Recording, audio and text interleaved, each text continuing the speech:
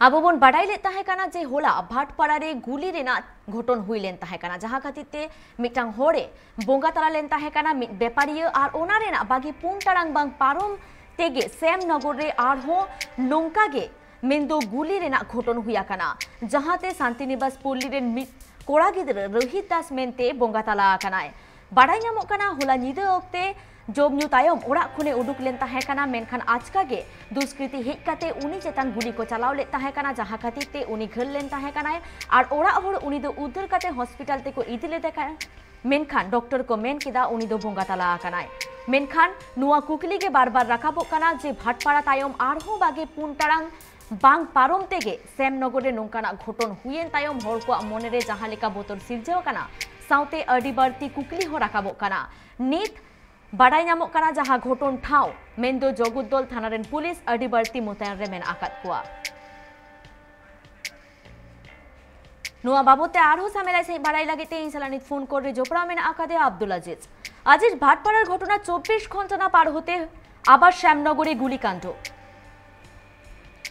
একদমই তাই ভাটপাড়ায় কাণ্ডের ভাটপাড়ায় গুলি করে যুবকের খুনের আবার 24 ঘন্টা পেরোতে না পেরোতেই কিন্তু এবার শ্যামনগরে গুলি চললো এবং শ্যামনগরের 26 নম্বর রেলগেট শান্তিনিবাস পল্লীর কাছে এক যুবক 18 বছর বয়স রোহিত দাস তাকে গতকাল রাতে খাওয়ার পর বাড়ি থেকে বের হয় এবং আচমকাই দুষ্কৃতীরা এসে তাকে গুলি করে তার পেটে গুলি করে এবং তার বাবার যে অভিযোগ যে তার ছেলেকে গুলি করা হয়েছে সাথে সাথে তারা গোলঘর হাসপাতালে তাকে নিয়ে যায় ডাক্তাররা সেখানে তাকে মৃত বলে ঘোষণা করেছে এবং এটাই কিন্তু এখন ভাটপাড়ার যে চিত্র বর্তমানে আমরা দেখছি যবে থেকে অর্জুন সিং তৃণমূল কংগ্রেসে তখন থেকেই কিন্তু মনে করা হচ্ছিল যে হয়তো বা ভাটপাড়া এবার শান্ত হবে তার কারণ সেখানকার যে মূল প্রতিদ্বন্দ্বী তৃণমূল কংগ্রেসের সঙ্গে বিজেপির যে মূল প্রতিদ্বন্দ্বী সেখানে ভাটপাড়ার মতো এলাকায় অর্জুন সিং একটা দাপুটে নেতা তারও একটা সেখানে অর্জুন সিং ভাটপাড়ার বলা যায় বেতাজ বাদশা এতদিন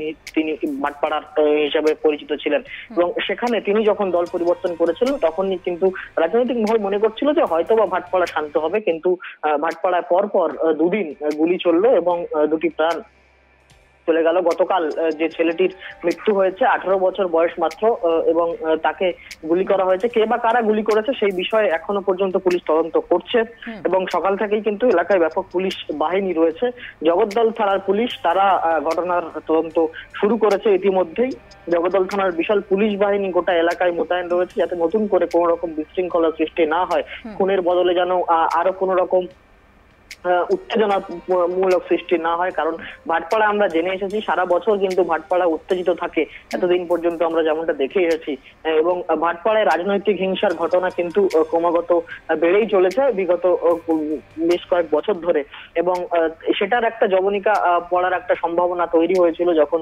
অর্জুন সিং তৃণমূল কংগ্রেসে এসেছিল কিন্তু তারপরও আমরা যেমনটা দেখছি যে অর্জুন সিং তৃণমূলে আসার পরেও কিন্তু ভাটপাড়ায় যে হিংসার ঘটনা সেই হিংসার ঘটনায় কিন্তু লেশমাত্র কমেনি বরং দিনের পর দিন সেই ঘটনা কিন্তু ঘটে চলেছে এবং 24 ঘন্টার ব্যবধানে দুবার ভাটপাড়ায় শুট আউট সব মিলিয়ে এলাকার মানুষ সারা বছরের মতো কিন্তু আতঙ্কিত তার কারণ এই ভাটপাড়া এলাকা অত্যন্ত স্পর্শকাতর একটা এলাকা এবং সেই জন্যই এলাকার মানুষ স্বাভাবিকভাবেই ভীত সন্ত্রস্ত হয়ে রয়েছে এবং এলাকার মানুষের কিন্তু বক্তব্য খুবই স্পষ্ট যে এলাকায় সব জায়গাতেই কিন্তু রাজনৈতিক হিংসা বা রাজনৈতিক ঘটনা ঘটে থাকে কিন্তু ভাটপাড়া এমন একটা জায়গা যেখানে কিন্তু এই রাজনৈতিক এই ঘটনা কিন্তু সারা বছর এই ঘটে থাকে সুতরাং সেখানকার যারা মানুষ তারা কিন্তু একটু হলেও এই সমস্ত পরিস্থিতি থেকে একটু নিস্তেজ চাইছে তারা কিন্তু একটু শান্ত পরিবেশ চাইছে সুতরাং সেই জন্যই সকাল থেকে এলাকায় ব্যাপক পুলিশ বাহিনী জগদ্দল থানার পুলিশ এবং গোটা ঘটনার তদন্ত করা হচ্ছে কে বা কারা গুলি চালিয়েছে এর পিছনে কি উদ্দেশ্য রয়েছে রাজনৈতিক উদ্দেশ্য নাকি একেবারেই ব্যক্তিগত কোনো কারণ সেই বিষয়ে পুলিশ তদন্ত করছে সুকুমনি আজিজ মৃতের পরিবারের পক্ষ থেকে কি জানা যাচ্ছে রোহিতের কি কারোর সাথে কোনো ব্যক্তিগত শত্রুতা ছিল এখন মৃতের পরিবারের তরফ থেকে মৃতের বাবা যেমনটা অভিযোগ করছে যে তাকে বাড়ির থেকে সে রাতে খাওয়ার পর যখন সে বাড়ি থেকে বের হয় তখনই কিন্তু আচমকাই দুষ্কৃতীরা এসে তাকে গুলি করে তার পেটে। এবং এখানে কিন্তু একটা প্রশ্ন বারবার করেই উঠছে যে তাকে কি বাড়ি থেকে ডেকে আনা হয়েছিল, তাকে কি বাড়ি থেকে বের করে আনা হয়েছিল, বা নাকি সে রোজই রাতে খাওয়ার পর বাইরে বেরোতো। এই বিষয়গুলো কিন্তু পুলিশ এখনো তদন্ত করছে। এবং মৃতের পরিবার তারা কি বয়ান দিচ্ছে, অর্থাৎ তার ছেলে রোজ রোজ এইভাবে বাড়ি থেকে বেরোতেন কিনা, নাকি শুধুমাত্র কালকে ব্যতিক্রম ছিল, তাকে ডেকে পাঠানো হয়েছিল, এই বিষয়গুলি পুলিশ এখন তদন্ত করে দেখছে। তবে মৃতের বাবার যে অভিযোগ যে ছেলেকে গুলি করা হয়েছে, যদিও তিনি তার অভিযোগের কোনো তীর নেই, অর্থাৎ তিনি কাউকে উদ্দেশ্য করে বা কাউকে সন্দেহ করে কিছু বলছেন না। পুলিশ তদন্ত করছে এবং অবশ্যই মৃতের যারা পরিবারের সদস্য রয়েছে তাদের বয়ানের অনেকটাই গুরুত্বপূর্ণ ভূমিকা পালন করবে এক্ষেত্রে। তার কারণ বেশ কিছু প্রশ্ন, যে প্রশ্নের উত্তর পুলিশ খোঁজার চেষ্টা করছে, যে রোজই তিনি বাড়ি থেকে বেরোতেন কিনা, তার যে বন্ধু বান্ধব সার্কেল গুলি রয়েছে তারা এর সঙ্গে এই সম্বন্ধে কতটা তারা জানেন। এবং এই ছেলেটি অত্যন্ত কম বয়স, 18 বছর বয়স মাত্র, সুতরাং তার কি এমন শত্রুতা হয়ে গেল যে তাকে গুলি করা হলো, এবং তার কোনো রাজনৈতিক ব্যাকগ্রাউন্ড আছে কিনা, তার কোনো রাজনৈতিক পরিচয় আছে কিনা, সেই সমস্ত বিষয় পুলিশ তদন্ত করছে। এবং যেমনটা সেখানকার পুলিশ আধিকারিকরা জানাচ্ছেন যে তারা খুব দ্রুতই এই যে মামলা তারা কিনারা করতে পারবে। আজ এই ব্যাপারে রাজনৈতিক প্রতিক্রিয়া কি মিলেছে? দেখো, রাজনৈতিক প্রতিক্রিয়া কিন্তু একই রকমই। তার কারণ হচ্ছে এই ভাটপাড়ায় যে হিংসা এতদিন ধরে হয়ে এসেছে, এতদিন যখনই কোনো হিংসা হয়েছে তখনই কিন্তু তৃণমূল এবং বিজেপি একে অপরের দিকে কিন্তু কাদা ছড়াছড়ি করত। এবং ততদিন পর্যন্ত অর্জুন সিং বিজেপিতে ছিল। এখন যেহেতু যখন থেকেই বিজেপিতে ছেড়ে অর্জুন সিং তৃণমূল কংগ্রেসে যোগ দিয়েছে, এখন কিন্তু সম্পূর্ণ অভিযোগের তীরটা তৃণমূল কংগ্রেসের দিকেই করছে বিরোধী দল যারা রয়েছে। যে কারণ সেখানে অর্জুন সিং একটা বড় ভূমিকা পালন করেন এই গোটা ভাটপাড়া বা উত্তর 24 পরগনা সার্বিকভাবে যদি আমরা জেলাটাকে দেখি তাহলে সেই জেলায় কিন্তু অর্জুন সিং এর একটা যথেষ্ট প্রভাব রয়েছে। সুতরাং বিজেপি বিরোধীদের তরফ থেকে যেমনটা অভিযোগ করা হচ্ছে যে এটা অবশ্যই তৃণমূলের গোষ্ঠীদ্বন্দ্ব বা অন্তর্কোন্দল তারা বারবার করে বলার চেষ্টা করছে। এবং বাইরে থেকে দুষ্কৃতীরা এসে এলাকা অশান্ত করে, এমনটাও কিন্তু অভিযোগ বিরোধীদের। যদিও সেই অভিযোগ কিন্তু উড়িয়ে দিচ্ছে শাসক দল। এবং তারা মনে করছে যে এর পিছনে যাই কারণ থাকুক না কেন পুলিশ প্রশাসন তারা রয়েছে, তারা সঠিকভাবে তদন্ত করবে এবং সেই তদন্তে যারা দোষী তারা শাস্তি পাবে, যে সেখানে কোনো রাজনৈতিক রং দেখা হবে না। সুতরাং এই বার্তাও কিন্তু স্পষ্ট রয়েছে।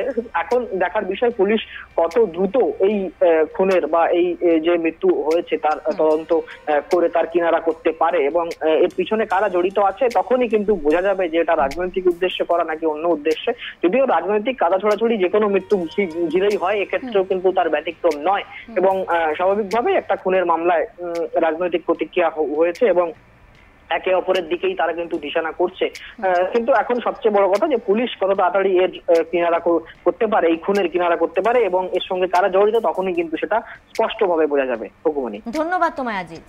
Abu Jahale kabon badai ke aje bhatpara rena khuna mendo bagi puntarang bam parom tege Samnagar re arho guli rena ghoton huya kana jahate Samnagar 26 নম্বর রেলগেট শান্তিনিবাস পল্লী রেন mit koragidere রহিত Das mendo 18 serma umer ren uni do bongatala akanai mendo hulani de jomnyu kate uni orak khon baharete uduk len tahe kanai ar un okto ajkage duskriti ko uni chetan re guli ko chalao le tahe kana jaha khatir te uni do bongatala akanai nongkana katha ge badai nyamok kana menkan nuwa ghoton rena nit samela তুনকি কাতে কো নেলত কানা police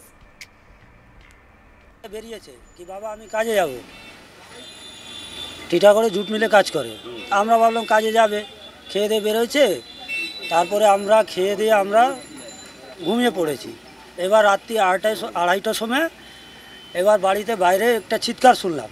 চিৎকার শুনেছি, আবার আমার বউ দৌড়ে এসছে, আমিও দৌড়ে এসেছি। দেখছি আমার ছেলে পুরো রক্ত থেকে ভর্তি, ছাটপট করছে। আমরা বললাম কী হয়েছে বাবা, কী হয়েছে?